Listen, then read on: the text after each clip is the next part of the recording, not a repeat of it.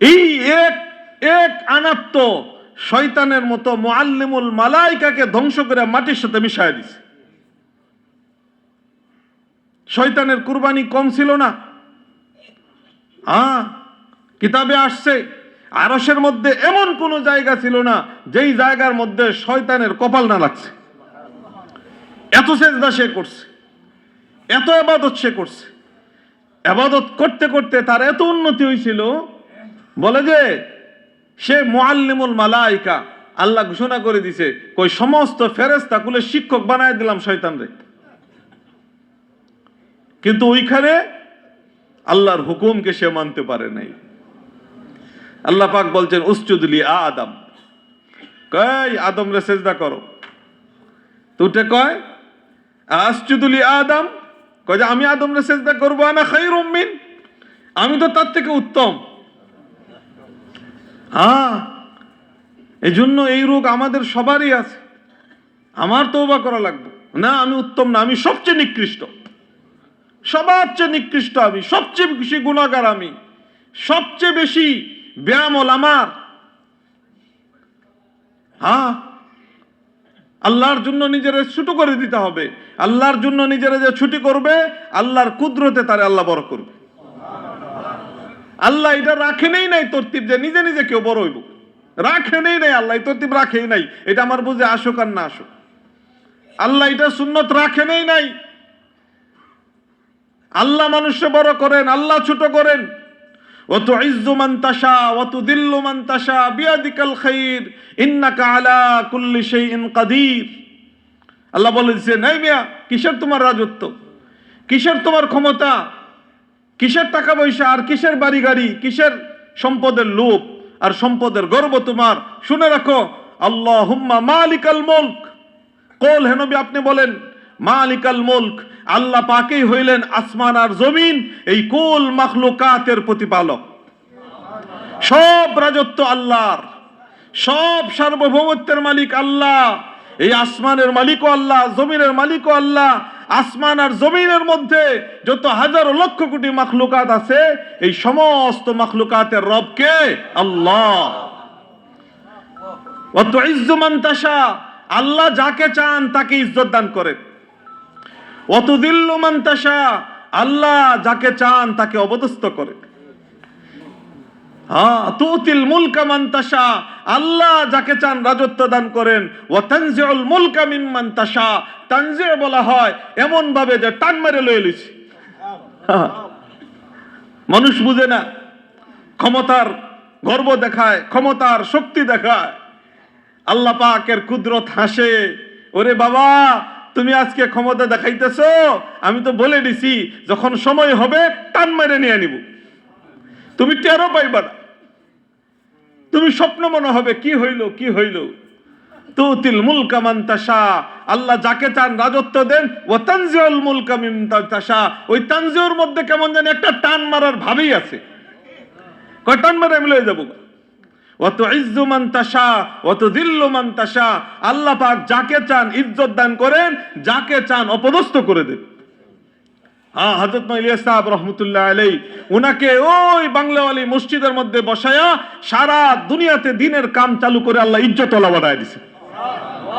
আবার উনার ইখলাস আর তাওয়াজু থেকে কোন একজন মানুষ সরে গেছে, ওই জায়গার মধ্যে বসায়া সারা দুনিয়ার জন্য সবচেয়ে বড় ফিতনার কারণ আল্লাহ বানায় দিয়েছে, সবচেয়ে বড় অপদস্থ আল্লাহ বানায় দিয়েছে।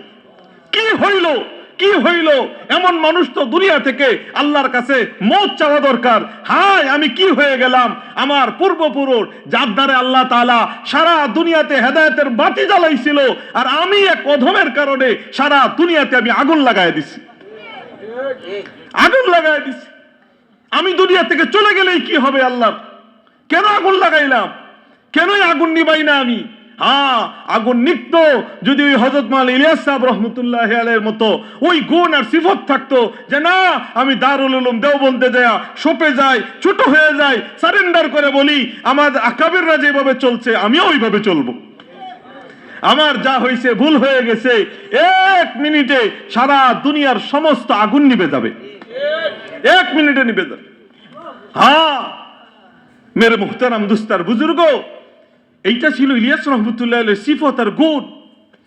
ওই গুণ আমাদেরও লাগবে, সবসময় রাখতে হবে।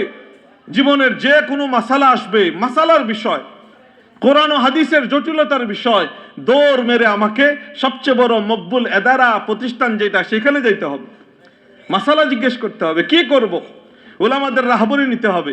তো হযরত ইলিয়াস সাহেব রহমতুল্লাহ আলাইহি, ওনার মতো এত বড় আলেম, এত মকবুল মানুষ হওয়ার পরেও উনি নিজে নিজে শুরু করেন নাই। দেওবন্দে গেছেন, পুরা তবলিগের কাজ সবাইরে, সবচেয়ে বড় মুফতি ছিলেন তখন দেওবন্দের প্রধান মুফতি, মুফতি কেফায়েতুল্লাহ সাহেব রহমতুল্লাহ আলাইহি, ওনার কাছে যায় বলছেন যে হযরত, আমার তো এইভাবে তবলিগ করতে মন চায়, গাস্ত করব, দাওয়াত দিব, তালিম হবে, জামাত জামাত বের করবে, এইভাবে 1 চিল্লা 3 চিল্লা বলে যে সময় লাগাবো, এইভাবে আমার দ্বীনের কাম করতে মন চায়, কিন্তু আপনার কাছে আরজ হইল এই কামটা কোরআন হাদিসের সাথে ঠিক আছে কিনা। এইটা আপনি পুরা দেওবন্দের মুফতি আজম, সবচেয়ে বড় মুফতি, আল্লাহ তাআলা আপনার অন্তরে কোরআন ও হাদিসের ইলমের ভান্ডার দিয়েছেন, ওই ভান্ডার দিয়ে, ওই কষ্টি পাথর দিয়ে আপনি যাচাই বাছাই করেন, করে আমাকে সিদ্ধান্ত দেন। যদি আপনি বলেন উম্মতের ফায়দা হবে, তাইলে আমি কোমর বেঁধে এই কামে লেগে যাব। আর যদি আপনি মনে করেন যে এই কামের দ্বারা ফিতনা হবে, উম্মতের ক্ষতি হবে, ওনার হাতের আস্তিনের ভিতর একটা চাকু ছিল। শুনে রাখি উম্মত, কোন কামের ক্ষতি আমরা করছি। এই চাকু হাতের আস্তিনের ভিতরে চাকু লয়ে গেছে, এভাবে মানুষ দেখবে ভিতরে নিয়ে গেছে। এই কথা বলে চাকুটা মুফতি কেফায়েতুল্লাহ সাহেব রহমতুল্লাহ আলাইহির সামনে রাখছেন, রেখে বলছেন যে হযরত, আমি নিজে পেশ হইলাম, আমার দ্বারা যদি উম্মতের ক্ষতি হয়, উম্মতের মধ্যে ভুল দিনের কাম চলে, আমাকে আজকে জবা করে দেন, আমারে জবা করে দেন। আমি এটা চাই না যে উম্মতের মধ্যে ক্ষতি হোক। কি পরিমাণ ইখলাস থাকলে, কি পরিমাণ আল্লাহর জন্য ছোট হইলে একটা মানুষ এই ঘটনা ঘটাইতে পারে। তো আল্লাহ উনার কাম কবুল করবে না তো কার কাম কবুল করবে? হ্যাঁ মেরে মুহতারাম দুস্তার বুজুর্গ, তো ওই কাম উনি উলামায়ে কেরাম দেখছেন, দেখে বলছেন শুরু করেন, শুরু করেন। শুধু এমন হয় নাই যে আচ্ছা দেওবন্দে গেছি, দেওবন্দ থেকে বলে দিছে তো হয়েই গেছে, না। সেই থানা বন, আরেক থানা, যুগের বহুত বড় মুজাদ্দিদ হযরত মাওলানা শাহ হাকিম আশরাফ আলী থানভী রহমতুল্লাহ আলাইহি, হাকিমুল উম্মত, যুগের বড় আলেম, উনার কাছে যায় বলতে, হযরত জি এই কথা হইনে বলেন নাই যে দেওবন্দে থেকে বলে দিছে, না। ওইখানে যায় ছোট হয়ে আবার পেশ হইছেন, পেশ হয়ে বলতেছেন যে আমি এই তরিকায় দ্বীনের একটা মেহনত করতে চাই, আপনি একটু কোরআন হাদিসের সাথে মিলায়া দেখেন, একটু মিলায়া দেখেন, যদি সহি হয় হযরত জি আপনি যদি বলেন, থানভী রহমতুল্লাহ আলাইহি বলতেছে, আপনি যদি অনুমতি দেন তাইলে করবো, আর নাহলে বন্ধ। থানভী রহমতুল্লাহ সব দেখলেন, সব শুনলেন, তরতিব শুনে বলে আলহামদুলিল্লাহ, এটা 100 ভাগ হক আছে। কিন্তু উনি বলেন, মৌলানা আপনি যে কাম করতে চাইতেছেন, এই কাম করবে কে? এই কাম করবে কে? মানুষ তো আমাদের কাছে খানকাতা এসে কয়েকদিন থাকবে, এটাও রাজি হয় না। আর এখানে গাঁটনি নিতে হবে, ফুটলি নিতে হবে, জানমাল নিয়ে বাইরে যেতে হবে, সবকিছু সাইডে যেতে হবে, করবে ডাকে। ইলিয়াস রহমতুল্লাহ বলতেন যে হযরত আপনি অনুমতি দেন, ইনশাআল্লাহ আল্লাহ করে দেখাবে। বলে যে ঠিক আছে যান করেন, তবে একটা কথা বলে দিছিলেন। কি কথা? আল্লাহ পাক ওনাদেরকে ফিরাসাত দান করছিলেন।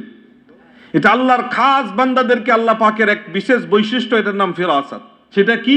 বলে যে ওনারা ওনাদের রুহানি চোখ দ্বারা অনেক দূরের পর্যন্ত দেখতে পান, সামনে প্রকাশ করে দেন আল্লাহ। তো থানভী রহমতুল্লাহ আলাইহি হযরত ইলিয়াস সাহেব রহমতুল্লাহ আলাইহিকে বললেন যে মৌলানা, তবে একটা জিনিস আমার ভয় আছে। বলে যে কি ভয়? কই যে এই যে আপনি 6 সিফত বানাইছেন, তবলিগের মধ্যে যখন এই 6 সিফতের উপরে ঈমানি কথা হবে, এই 6 গুণের উপরে কথা হবে, আপনার এই তবলিগের মেহনত খুব সুন্দর চলতে থাকবে। আর যখনই এই তবলিগের মধ্যে 6 সিফতের বাইরে যায় এইটা হারাম, এইটা জায়েজ, এইটা না জায়েজ ফতোয়া দেওয়া শুরু হয়ে যাবে, ওই দিন থেকে তবলিগের মধ্যে ফিতনা শুরু হবে। হ্যাঁ, ইলিয়াস সাহেব রহমতুল্লাহ আলাইহি বলে গেছিলেন যে আমি উসুল করে গেছি না, যে তবলিগের সব বয়ান 6 সিফাতের ভিতরে, এখানে বসে কোনো মাসলা হবে না। কোরআন বুঝে পড়া এটা কি ওয়াজিব না ফরজ না সুন্নত, এই মাসলা এখানে হবে না। মাসালা যার জানতে মন চায় ওই বড় মুফতি সাহেবের কাছে যায় জানবে। মাসলা মাসাইল ইলম মুফতি সাহেব দিবে। আমি এটা উসুল করে গেছি। হযরত ইলিয়াস সাহেব রহমতুল্লাহ আলাইহি উনার পুরা জমানায় উসুলের উপরে ছিলেন। হযরত মাওলানা ইউসুফ সাহেব রহমতুল্লাহ আলাইহি কত বড় আলেম। এই যে হায়াতুস সাহাবা 3 খণ্ড হাদিসের কিতাব, এই রকম 3 খণ্ডের হাদিসের কিতাব লিখছেন। শুধু একটাই না, আরো হাদিসের কিতাব উনি লিখছেন। কত বড় আলেম। তারপরে ওই উসুল থেকে চুল পরিমাণ বিন্দু মাত্র নড়েন নাই। ওনার যত বয়ান আছে আপনি পাবেন, অনেক বয়ান করে গেছেন। আমাদের অনেক বুজুর্গরা বলে তবলিগের তরগিব যা আছে সব ইউসুফ রহমতুল্লাহ আলাইহি দিয়া শেষ করে গেছে, সব দিয়া শেষ করে গেছে, আর তরগিব না হইলেও চলবে। এত বয়ান করছেন, এই সব বয়ানের কিতাব আছে, রেকর্ড আছে বহুত, কিন্তু কোথাও পাবেন না যে ময়ানে বৈশা আর মিম্বরে বৈশা আর মার্কাজে আর ইস্তেমার মাঠে বইয়া জায়েজ না জায়েজের ফতোয়া দিছে, কোথাও দেন নাই। কেন? এটা তবলিগের উসুল ছিল না। মেরে মুহতারাম দুস্তার বুজুর্গ, তবলিগ ওই দিন জমা হয়ে গেছে যেই দিন কোন ব্যক্তি এরকম মনে করছে কয় যে এখন আমার থেকে নতুন তবলিগ শুরু করতে হবে। আগের এরা ভুল করছে, আমি এই তবলিগকে নতুন করে সুন্নতের উপরে শরীয়তের উপরে উঠাবো। নাউজুবিল্লাহ। ওই দিন ক্ষতি হয়ে গেছে, ওই দিন ক্ষতি হয়ে গেছে। এই জন্য মেরে মুহতারাম দুস্তার বুজুর্গ, এই তবলিগওয়ালা কাম পুরানাদের নেহাজেই আমাদের করতে হবে। দেখেন, একটা ঝর্ণা থেকে পানি পড়তেছে, পানি এখন একজনের পানি খাওয়া দরকার, তো জয়না পাহাড়ের যেখান থেকে পানিটা পড়তেছে ওইখান থেকে ঝর্ণার পানিটা নিচ্ছে, নিয়া পান করতেছে। আরেকজন ঝর্ণার পানি যাইতে যাইতে সেই 5 মাইল দূরে গেছে ডেনে দেয়া, সেখান থেকে পানি লইছে। এই দুই পানি সমান হবে? সমান পরিষ্কার হবে? যেটা ঝর্ণার থেকে বাইরে হইছে সাথে সাথে যেটা নিছে এইটা যেরকম পাক পবিত্র যেরকম স্বচ্ছ হবে, আর ডেন বাইয়া 5 মাইল দূরে গেছে সেটা কি সমান হবে? শুরাই নিজামের কাম এটা তো হযরত মাওলানা ইউসুফ ইলিয়াস সাহেব রহমতুল্লাহ আলাইহি, ইউসুফ সাহেব, এনামুল হাসান সাহেব, ওই সোনালী যুগের কাম, ওই কাম। এই জন্য মেরে মুহতারাম দুস্তার বুজুর্গ, আল্লাহ পাক গোটা উম্মতকে সহি ফাহাম সহি বুঝ আল্লাহ নসিব করে, নসিব করে। মেরে মুহতারাম দুস্তার বুজুর্গ, তো আল্লাহ পাক এত বড় আজিমুস শান কামের সাথে যে আমাদের লাগাইছেন, এখন এই কামের হক আদায় করতে হবে। দুনিয়ার সবকিছুর মধ্যেই একটা তরিকা আছে, একটা তরতিব আছে, যেইটাকে যেই কামের জন্য বানানো হয়, এটা যদি এই কাম না করে তো সে তার জায়গায় থাকে না। আল্লাহ আমাদের হেফাজত করে। কথাটা বলতে বড় ভয় লাগে আমার। পাখা বানাইছে ঘোরার জন্য, এখন এটা ঘুরে না, ঘোরার কাম দেয় না, বাতাস দেয় না, তাহলে এটা কেউ এখানে ঝুলায় রাখবে? এটা তো ফালায় দিবে, ডাস্টবিনে যাবে। তো আল্লাহ পাক কোরআনে বলছেন, কুনতুম খায়রা উম্মাতিন উখরিজাত লিন-নাস তা'মুরুনা বিল মা'রুফ ওয়া তানহাউনা আনিল মুনকার ওয়া তু'মিনুনা বিল্লাহ। আল্লাহ পাক বলছেন তোমরা হইলো সর্বশ্রেষ্ঠ উম্মত। কেন? উখরিজাত লিন-নাস, মানুষের হেদায়েতের মেহনতের জন্য তোমাদেরকে বের করা হয়েছে। আল্লাহ পাক আমাদেরকে শ্রেষ্ঠ উম্মত বানাইছেন। কেন? বলে যে এই উম্মতকে আল্লাহ পাক নবীরা যেই কামগুলো করত ওই নবীওয়ালা কামের জিম্মাদারি উম্মতের উপরে ঢালিয়ে দিছেন। নবীদের কাম ছিল নিজে বাঁচো, পুরা উম্মতরে বাঁচাও।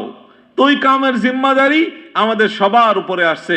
নিজেও জাহান্নাম থেকে বাঁচতে হবে, নিজে সুন্নত শরীয়তের উপরে উঠতে হবে, আর গোটা উম্মতকেই সুন্নত আর শরীয়তের উপরে উঠাইতে হবে। এই কামের জিম্মাদারি আল্লাহ আমাদেরকে দান করছে।